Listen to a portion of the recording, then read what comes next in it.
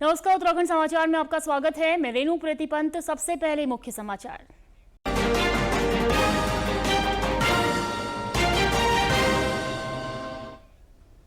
नमस्कार, उत्तराखंड समाचार में आपका स्वागत है। मैं रेणु प्रतिपंत। सबसे पहले मुख्य समाचार। प्रधानमंत्री नरेंद्र मोदी ने राष्ट्रीय हथकरघा दिवस पर देशवासियों से हथकरघा उत्पादों को बढ़ावा देने का किया आह्वान।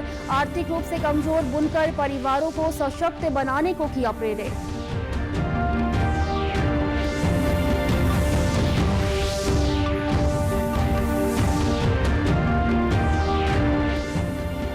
चमोली के नारायणबगड़ में मलबा आने से कर्णप्रयाग सिमली ग्वालदम मोटर मार्ग बंद। बीते 36 घंटे से बंद मार्ग को खोलने की कोशिशें जारी। यात्रियों की बड़ी मुश्किल।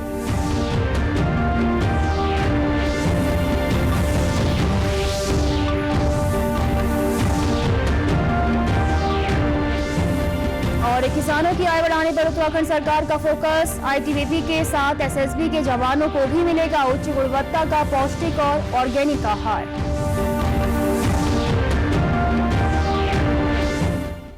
अब समाचार विस्तार से। प्रधानमंत्री नरेंद्र मोदी ने सभी नागरिकों से उत्साह और प्रसन्नता के साथ आज राष्ट्रीय हथकरघा दिवस मनाने का आह्वान किया है।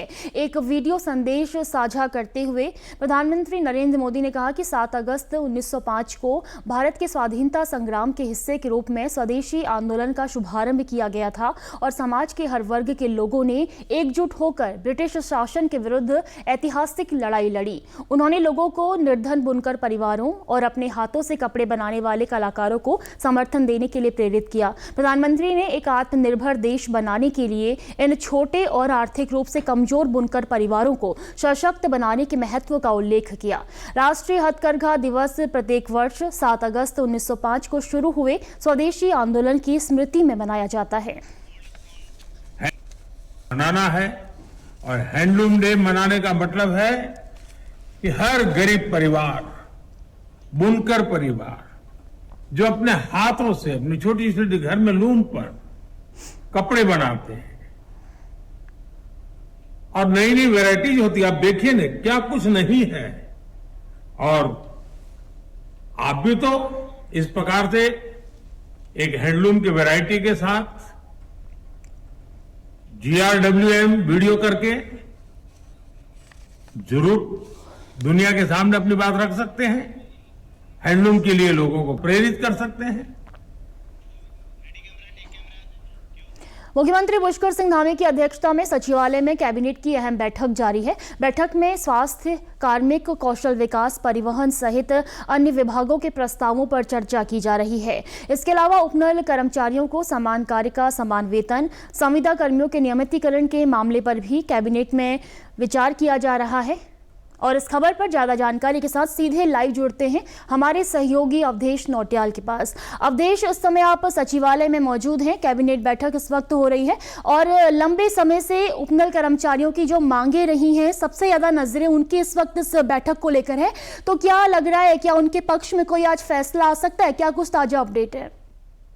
देखिए, बिल्कुल रेणु, मुझे उम्मीद है कि जो उपनल कर्मचारियों को लेकर बहुत बड़ा फैसला आएगा आज, क्योंकि जो अभी जो हाल ही में जो मंत्रिमंडल उप समिति की बैठक थी जिसमें जो सुबोध उनियाल और कैबिनेट मंत्री सौरभ बहुगुणा मौजूद थे, उन्होंने ये फैसला लिया था कि एक सुझाव लिया था कि 2024 तक जितने भी उपनल कर्मचारी उनको समान कार्य का समान वेतन दिया जाए। तो मुझे लगता है कि इसको लेकर आज जो है बड़ा फैसला आ सकता है, क्योंकि अभी से 3 से 4 महीने हो गए, अभी तक उपनल कर्मचारियों को समान कार्य का समान वेतन नहीं मिल पा रहा है। बहुत सारे विभाग अभी वेतन नहीं दे पा रहे हैं, क्योंकि चुनावी मोड में सरकार है, चुनावी वर्ष है और अगले 6 महीने में चुनाव की घोषणा हो, मतलब चुनाव होना है, तो सरकार को एक बड़ा फैसला लेना है उपनल कर्मचारियों को लेकर। और मुझे लगता है कि आज एक बड़ा फैसला इनको लेकर आया। इसके साथ ही जो कौशल विकास की योजना है जिसमें स्वरोजगार की बात कही जा रही है, उसको लेकर भी एक बड़ा फैसला आएगा। इसके साथ ही शिक्षा से जुड़ा फैसला आएगा। परिवहन निगम को लेकर भी जो है बड़ा फैसला आ सकता है कि बहुत सारी इलेक्ट्रिक बसें को सरकार लाने जा रही है। तो बहुत सारे फैसले आएंगे और कुछ लोक लुभावन फैसले भी आ सकते हैं जो आगामी चुनाव सीजन के लिए बहुत महत्वपूर्ण होंगे। जी बिल्कुल अवधेश, इसके अलावा कई अन्य विभागों के प्रस्ताव पर भी चर्चा की जा रही। तो क्या लग रहा है कि क्या कोई राज्य हित में बड़ा फैसला आ सकता है, क्योंकि 2027 में चुनाव भी है और उससे पहले कोई बड़ा फैसला आना कहीं ना कहीं चुनावी समीकरण में भी प्रभाव डालेगा? देखिए बिल्कुल रेणु, जब चुनाव सीजन शुरू हो चुका होता है तो सरकार तमाम उन फैसलों को लेती है जिनसे जनता का अधिक से अधिक लाभ हो, चाहे वो शिक्षा से जुड़े फैसले हो, जैसे नई शिक्षा नीति पर बात हो रही तो लगातार सरकार चाह रही कि हर स्कूल में जो हाईटेक बने, मॉडल स्कूल बने। सरकार ने अटल जो उत्कृष्ट विद्यालय बनाए थे तो वहां पर सरकार पूरा मॉडल चाहती है कि जो तमाम चीजें हैं वहां पर चलें। इसके अलावा जो कौशल विकास की योजनाएं हैं, जहां पर सरकार ने निर्णय लिया है कि जो विदेशी में जो यहाँ के बच्चे जाए तो उसको लेकर भी बहुत सारी चीजें आ सकती हैं। इसको लेकर तमाम परिवहन निगम से जुड़े और तमाम और भी फैसले जिनसे जो जनता से सीधे जुड़े होंगे, जिनका सीधा लाभ जनता को होगा, तो कहीं ना कहीं सरकार चाहेगी कि ऐसे फैसले आए जिसका 2027 में उसको सीधा लाभ हो। जी ठीक है, बहुत बहुत धन्यवाद अवधेश आपका तमाम जानकारी लाइव हमसे साझा करने के लिए। तो इस वक्त कैबिनेट की बैठक जारी है और कई महत्वपूर्ण फैसलों पर, प्रस्तावों पर चर्चा की जा रही है। उम्मीद सभी को है कि जो उपनल कर्मचारियों की मांगे थी शायद उस पर कोई सकारात्मक फैसला नजर आए, या उत्तराखंड के हित में क्या कुछ फैसले नजर आते हैं कुछ ही देर में स्पष्ट हो जाएगा। बीते 2 दिनों से हो रही भारी बारिश के कारण चमोली जिले की कई ग्रामीण सड़कों के अलावा कुमाऊं व गढ़वाल मंडल को जोड़ने वाला कर्णप्रयाग शिमली ग्वालदम मोटरमार्ग नलगांव के पास आमसौड़ में भारी भूस्खलन के कारण बीते 36 घंटे से अधिक समय से अवरुद्ध है। पिंडर घाटी को कर्णप्रयाग से जोड़ने वाला यह मोटरमार्ग यहां की लाइफलाइन माना जाता है, जिसके कारण नारायणबगड़, थराली, देवाल समेत अल्मोड़ा, बागेश्वर, नैनीताल, कौसानी आदि स्थानों से आने जाने वाले यात्रियों व आम आदमी को भारी परेशानी का सामना करना पड़ रहा है। जिला प्रशासन द्वारा अवरुद्ध मोटर मार्ग को खोलने का लगातार प्रयास किया जा रहा है। मोटर मार्ग के दोनों ओर मलबा हटाने के लिए बड़ी मशीनें लगाई गई हैं। हमारे नारायणबगड़ संवाददाता भानु प्रकाश नेगी ने मौके पर पहुंचकर यात्रियों से खास बातचीत की। मैं घर जा रखा था लेकिन मुझे ड्यूटी जाना है। बड़ी समस्या हो गई 2-3 दिन से। ये चट्टान इतना खतरनाक पहली बार देखा अपनी लाइफ में, इतना टूटा हुआ, बाप रे। लोग जान हथेली में है। तो सर कुछ आगे की लगे हैं, मशीन भी लगी है, क्या करेंगे मशीन वाले भी, है ना, लगे हैं, सारे काम अपने लगे हैं। इस वक्त हम कर्णप्रयाग शिमली ग्वालदम मोटर मार्ग पर मौजूद हैं और यहाँ पर पिछले 36 घंटे से ये सड़क अवरुद्ध हो रखा है। चट्टान टूटने के कारण जो है यहाँ पर भारी मलबा जो है सड़क पे आया है। लगभग 150 से 200 मीटर की जो दूरी का पर जो है यहाँ पर मलबा जो है सड़क पे है, जिसके कारण जो है यहाँ पर आने वाले और जाने वाले सभी लोगों को भारी परेशानियों का सामना करना पड़ रहा है। हालांकि प्रशासन 36 घंटे से इस मोटर मार्ग को खोलने के लिए लगातार प्रयास कर रहा है। जो यहाँ पर मशीन लगाई गई है वो भी नाकाफी है, क्योंकि भारी मात्रा में जो बोल्डर्स आए हैं और जो मलबा आया है उससे जो है लोगों को आने जाने में बहुत परेशानियों का सामना करना पड़ रहा है। भानु प्रकाश नेगी, दूरदर्शन समाचार, नारायणबगड़, चमोली।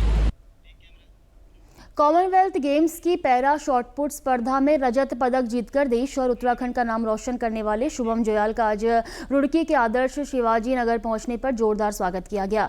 स्थानीय लोगों ने फूल मालाओं के साथ उनका अभिनंदन किया। इस दौरान शुभम ने मंदिर पहुंचकर भगवान का आशीर्वाद लिया। उनके साथ उनके कोच राकेश रावत भी मौजूद रहे।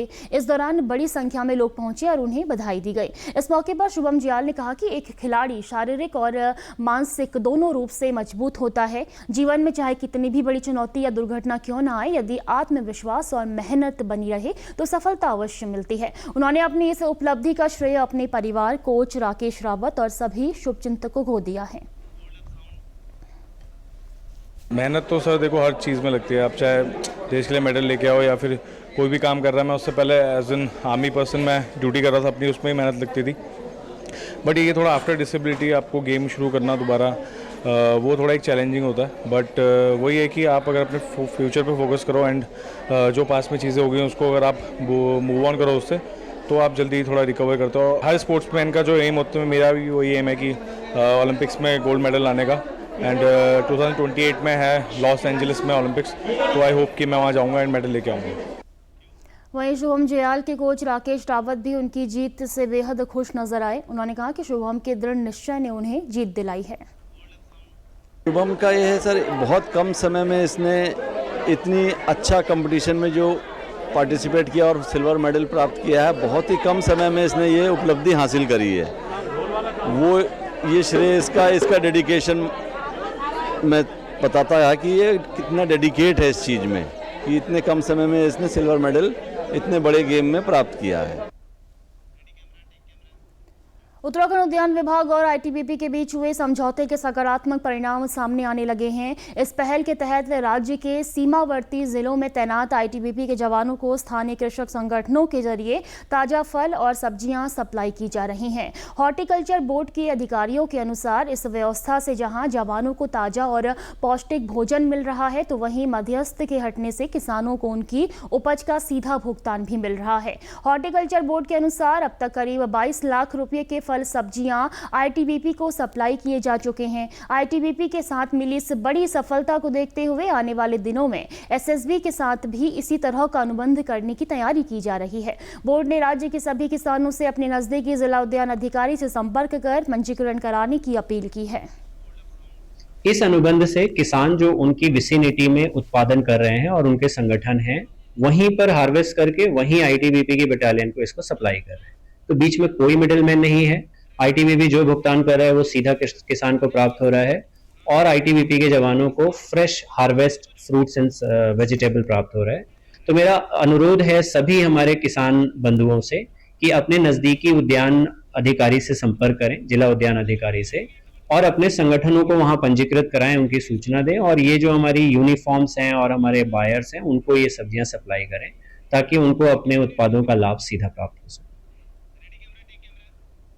तो सचिवालय में कैबिनेट की बैठक जारी है। मुख्यमंत्री पुष्कर सिंह धामी बैठक में अध्यक्षता कर रहे हैं और एक बार फिर हमारे साथ हमारे संवाददाता अवधेश नौटियाल सीधे लाइव जुड़ रहे हैं। इस वक्त वो सचिवालय में मौजूद है।